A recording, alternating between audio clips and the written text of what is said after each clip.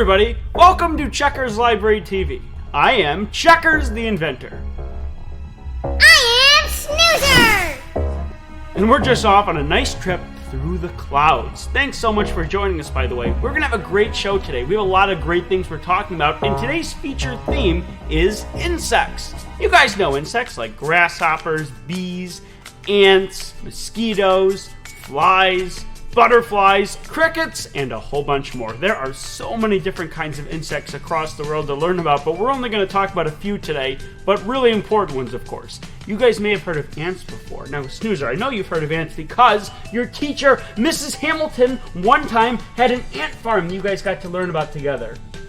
Yeah, it was great. I got to see the ants working. They worked so hard. If you look carefully here, it all looks like sand. But hopefully they'll start to dig some tunnels. Have you guys ever had an ant farm before? Oh my gosh, ants are so cool. When you have an ant farm, you get to see nature happening right in front of your eyes, and sometimes in your own house. Ants are great because they're really small, but they work really hard together, and they accomplish pretty amazing things despite their size. So when you have an ant farm, you learn more about ants. You can learn about bees. Bees are a great thing to learn about. We're going to talk about them a little bit later. But there might be other insects you want to learn about. And one of the best ways to learn about insects is to be reading books. So I'm going to bring out my friend, Zot the Robot. Hey, Zot, do you have any good books for us about different kinds of insects? Zot the Robot at your service.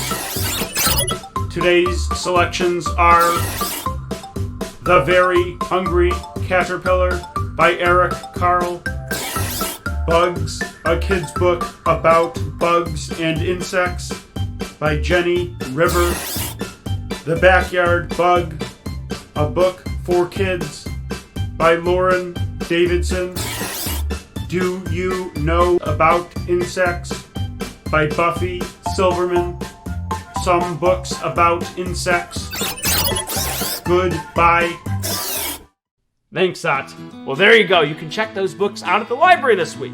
If you can't find an exact book that we talked about, don't worry. Your librarian can help you out and find other books that are like these and maybe a little bit different, but are going to teach you great new stuff about insects. So, those are some books. We've got a great show for you guys today. We've got Snoozer telling the joke of the week. We've got the question of the week. We've got Snoozer's teacher, Mrs. Hamilton, coming on, and she's going to do an art project with you, and she's going to read a book to you. We've also got Dr. Dan coming on to give you guys the healthy tip this week, and a whole bunch more. So stay tuned for all the cool things we're doing right here on Checkers Library TV. Did you know? Bees have 5 eyes and 6 legs. A single bee will gather just 1/12 of a teaspoon of honey in its lifetime. Many bees would have to travel 55,000 miles to produce just 1 pound of honey.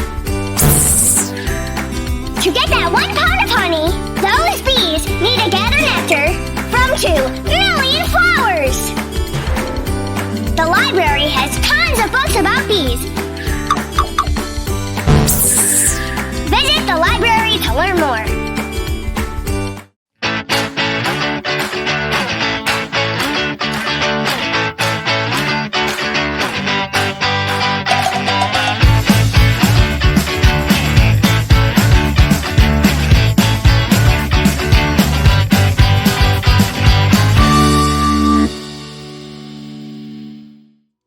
Hello and welcome to Let's Get to Know, the part of the show where we go out into the community. We meet some really cool people and we tell you more about them. And today we're meeting a really special guest. We've been talking about bees this show, and we are meeting with someone named Erin the beekeeper. So Erin's going to be a great guest that we are getting to know, and we might learn a lot more about bees and honey, and that's going to be great. So we're going to hop in the Checkers van and go for a little road trip. We'll see you in a jiff.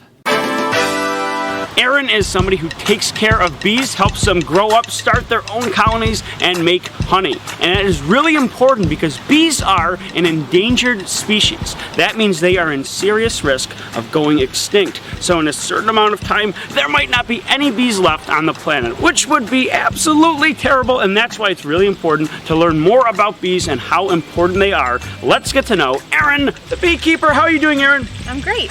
Well, it's so great to have you here. We're so excited to get to know you. Now, you are a beekeeper, and you also own this whole garden center. This is fantastic. So how long have you been involved in beekeeping? I'd say probably about 10 years at this point.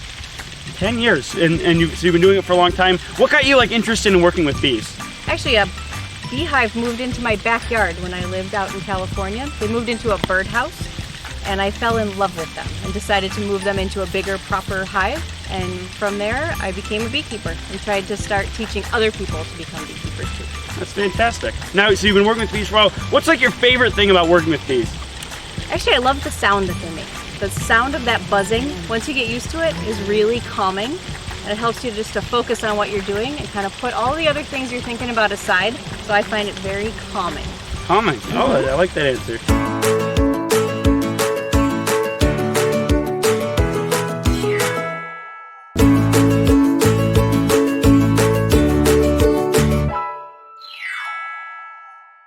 So is there something a lot of kids or people don't understand about bees? Something really interesting? I think the biggest thing is that honeybees are not aggressive, and they generally don't sting you. For the most part, if you've been stung by something, it was not a honeybee. It was probably a yellow jacket or some sort of a wasp, which are important too. Do all bees have stingers? No. So there are a lot of types of bees, but even amongst honeybees, only the girls have stingers. The boy bees do not. Oh, so only the girls have stingers. Wow, that's really cool. So that means mainly it's going to be girls that are inside of the honeycomb making honey. That's correct. So doing all of the work inside the hive, all girls. And if you see a bee out on a flower collecting nectar or pollen, that's a girl bee too. You can be sure that's a girl bee. Oh, that's fantastic. All right, well, very interesting. Yeah, I'm sure a lot of people didn't know that.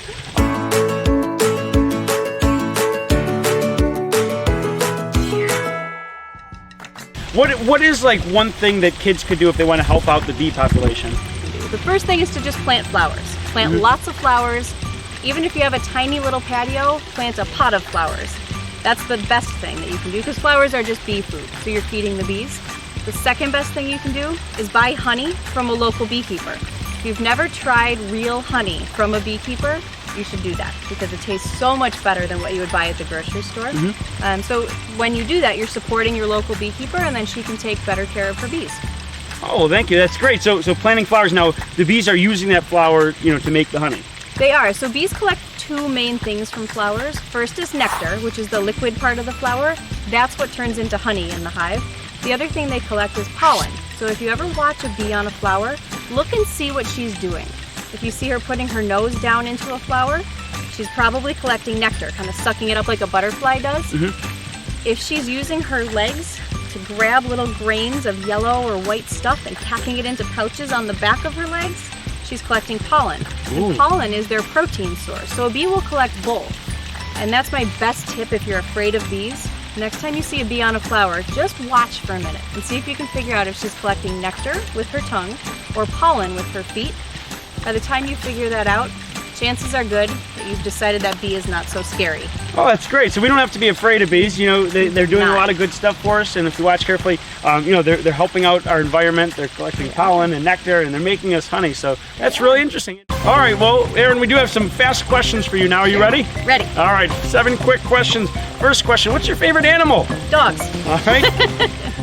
Favorite place to go out and read? Under a shade tree in my backyard. All right. What is your favorite movie? Oh, Goonies. Oh, the Goonies. All right. What do you like better, swimming or biking? Biking. All right. Donuts or ice cream? Donuts. Hamburgers or hot dogs? Hamburgers. All right. Now, last question. What is one interesting or unique thing about you that we don't know? Ooh, I have 3 dogs, 3 goats, and 3 alpacas, and 22 chickens at my house. Oh my gosh, you guys have a lot of pets. We do. Well, we really enjoyed our time getting to know Erin, and we do appreciate her sharing her outstanding knowledge of bees, honey, and everything else she does at her garden center. And we will have another special guest here next time on Let's Get to Know. If you would like to email Checkers and Snoozer, send your emails to checkers@checkerslibrarytv.com. We always look forward to hearing from you.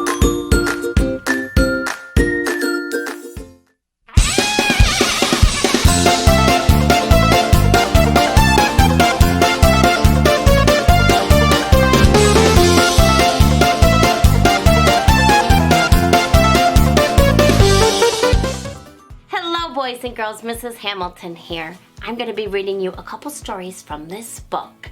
It is written by a man named Aesop, who was a poor man from Greece. And he told these stories and wrote these stories to teach a lesson, which is called a moral. And he used animals and insects and all kinds of great creatures to tell his stories. And some of them are over 100 years old. So the first story I'm going to read to you is called The Ant and the Dove. Now, who would think that an ant could help a dove? But in this story, somehow he does. A dove saw an ant fall into a brook. The ant struggled in vain to reach the bank. And in pity, the dove dropped a blade of straw close beside it.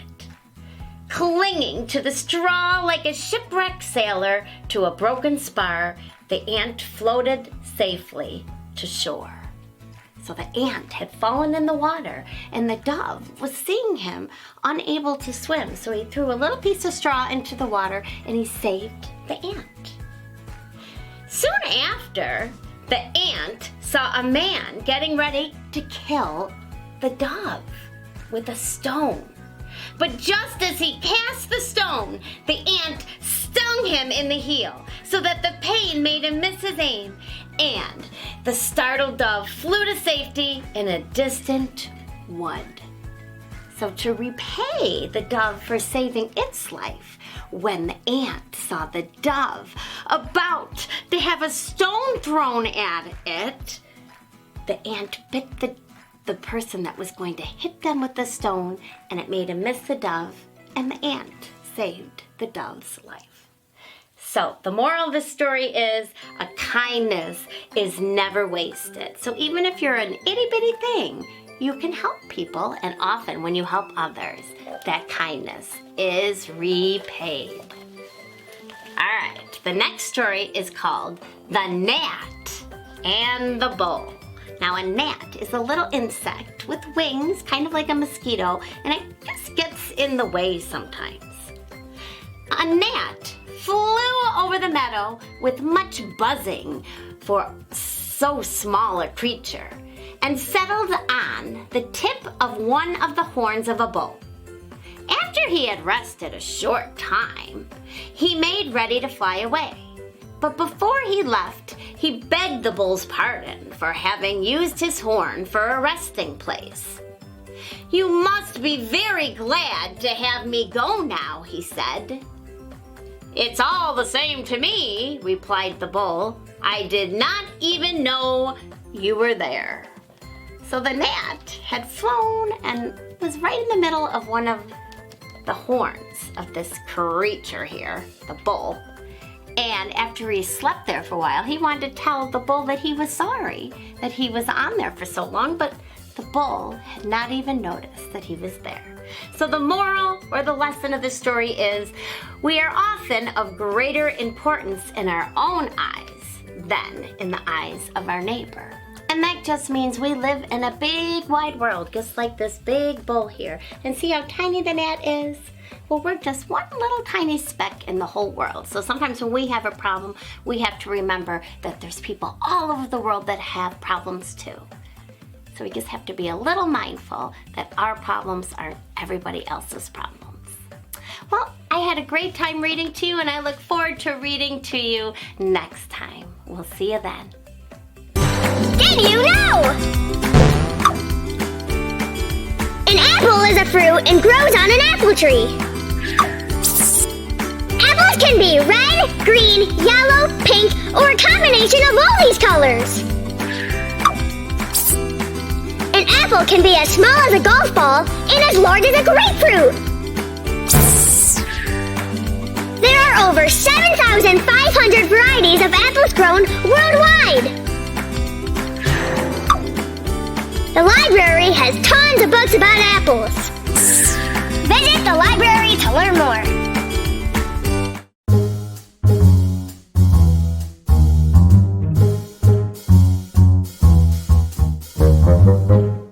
Hey everyone, it's Dr. Dan, and today I want to talk about apples. Now you might have heard the phrase before, an apple a day keeps the doctor away. Now that phrase is a little bit true because apples are super nutritious and super healthy. Now apples contain all kinds of vitamins and minerals, things our body needs throughout the day to give us energy, to run and play and study and do all the things we do throughout the day. We need nutrients, and apples are loaded with them. Now another great thing that apples have a lot of is called fiber. Fiber is a substance our body uses to keep everything moving, our stomach and our intestines, and to use all the great nutrients, the fruits, the vegetables, the grains, the meats we eat throughout the day to turn them into energy that we can use throughout the day. So everyone, if we want lots of energy for our brain in our body throughout the day, make sure we're always eating foods like apples that have lots of vitamins, nutrients, fibers, and other great things that give us all that wonderful energy. And don't forget everyone, an apple a day keeps the doctor away. And now, the question of the week. How high can you jump? I can jump this high. I can jump this high. I can jump this high. I can jump this high. I can jump this high. 1, 2, 4, high. I can jump this high. I can jump this high. Thanks for joining us for the question of the week.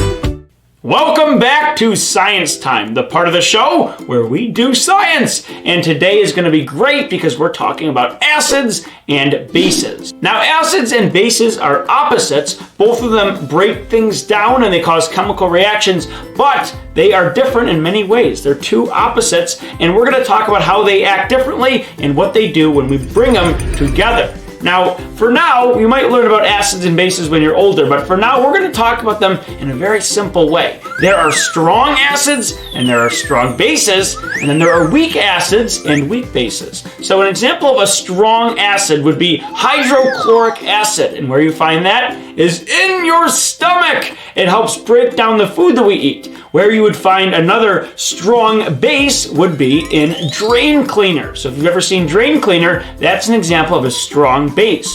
Now there's also weak acids. So something that would be a weak acid could be found right in your kitchen, and that would be something like vinegar. This here is apple cider vinegar, but vinegar is an example of something that is a weak acid. An example of something that vinegar does is bringing a cucumber down into a pickle. That is also a chemical reaction, that process of the cucumber turning into the pickle. That's something that vinegar does.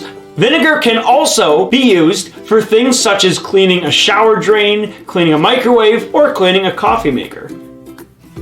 An example of a weak base would be something like baking soda. Now, baking soda can be used for things like cleaning, helping food last longer in the refrigerator. It can be used in the pool to keep the pool clean, or it can be used while you're cooking. If you think about something like pancakes, when you add baking soda to it, that creates the reaction that allows the pancake to rise up and become fluffier. So baking soda is used for cooking. Now, baking powder is a little similar because it has the same weak base as the baking soda, but it has two acids inside of it. And that means all you have to do is add water to create a chemical reaction with baking powder. But today, what we're going to be doing is combining baking soda with our vinegar, which is the weak acid and the weak base together to create a chemical reaction.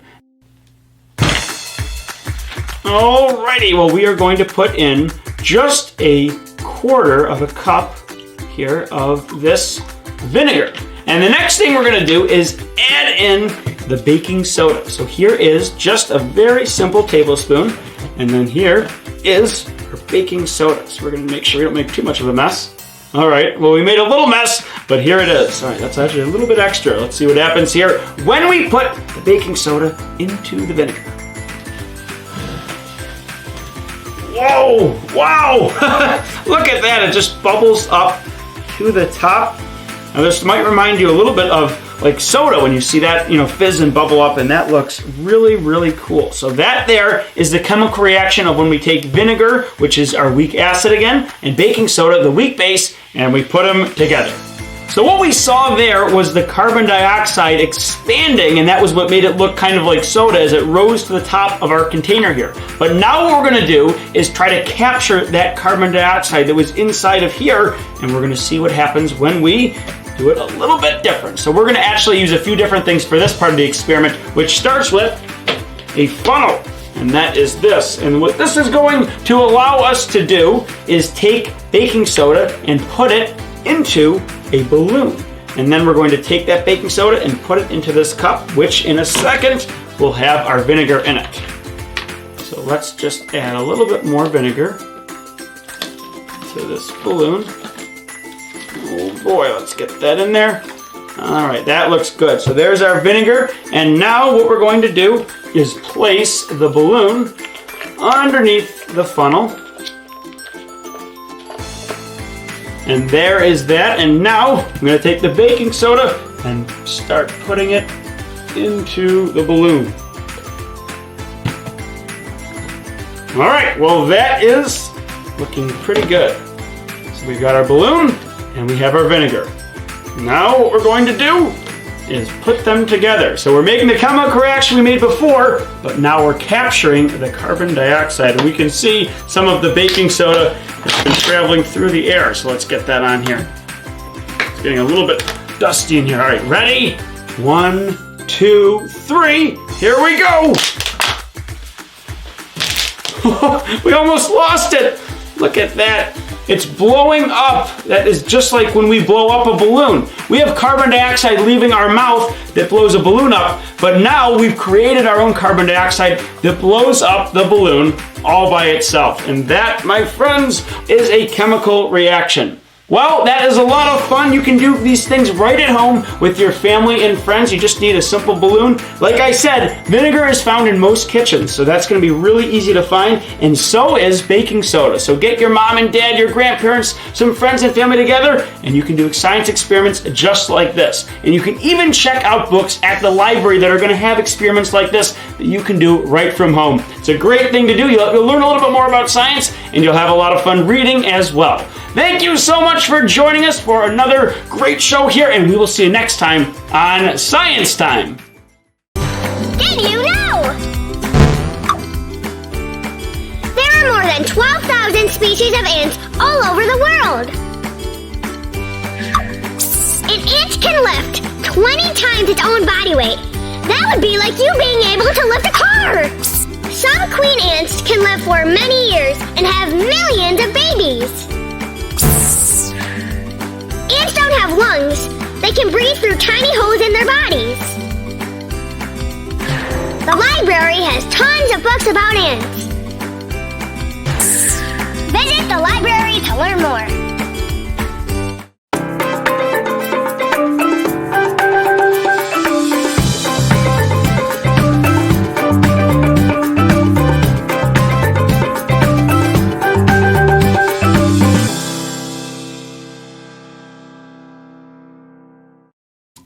Hello, boys and girls. Welcome to our project. Today, we're going to be making a bee.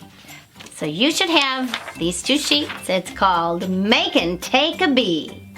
First step will be to cut all the pieces out. So let's do that now, and then we'll lay them all out and get started.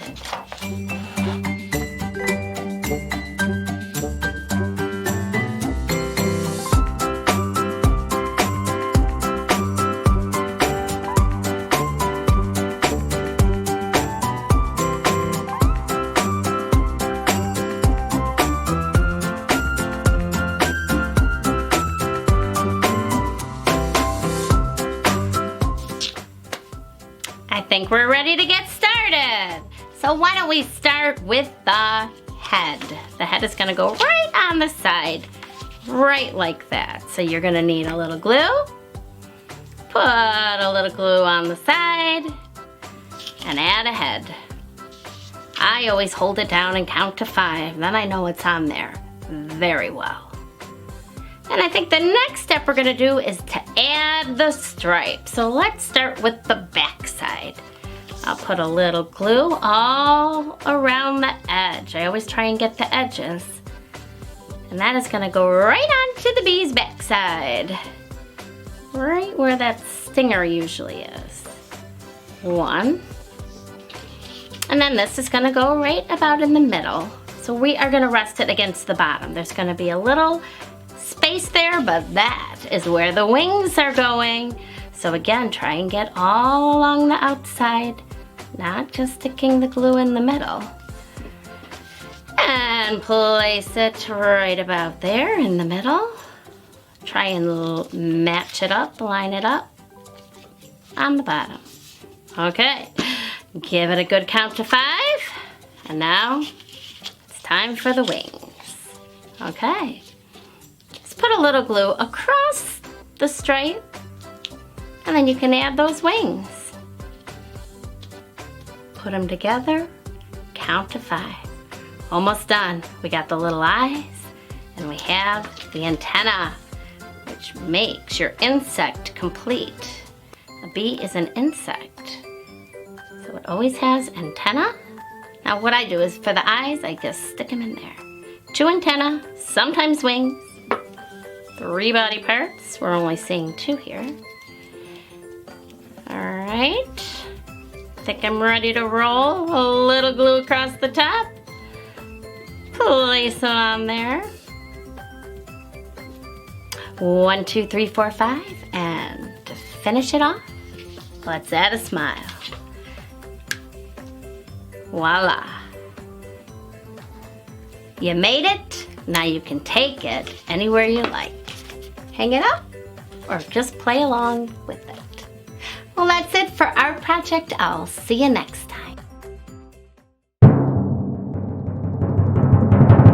And now it's time for The joke of the week.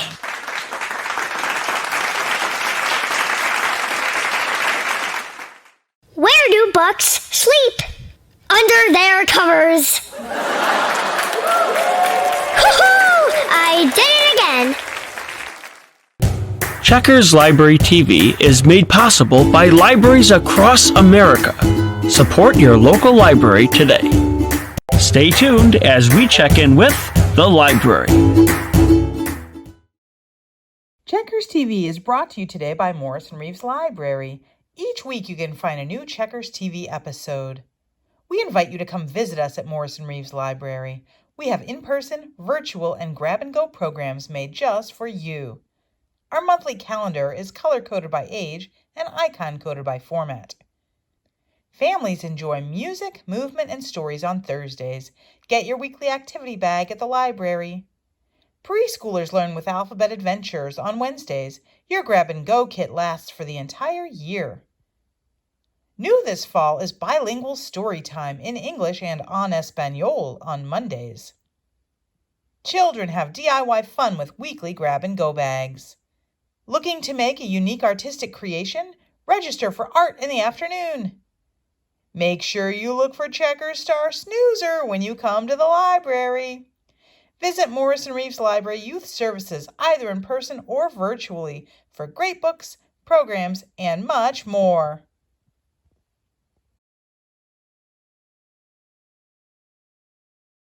Well, thank you so much for joining us today on Checkers Library TV. We hope you learned some great information, and we hope you are excited to go to the library and check out some books about insects. We've got some awesome stuff coming for you this summer, and we are so thrilled to be talking about it. That's right, next week starts our new show, The Reading Road Trip, where Snoozer and I are going to be traveling around to amazing animal locations. We are learning about all sorts of animals from all across the world. We're going to be meeting them, we're going to be reading books about them, talking about them, and a whole bunch of other adventures we're going to go on right in our Checkers van. And we hope you guys join us for that. Like I said, 12 episodes starting next week, rolling out all summer long. So stay tuned for that. It's going to be a lot of fun, and we hope you're there with us. Well, thanks for joining us today, and we'll see you next time right here on Checkers Library TV.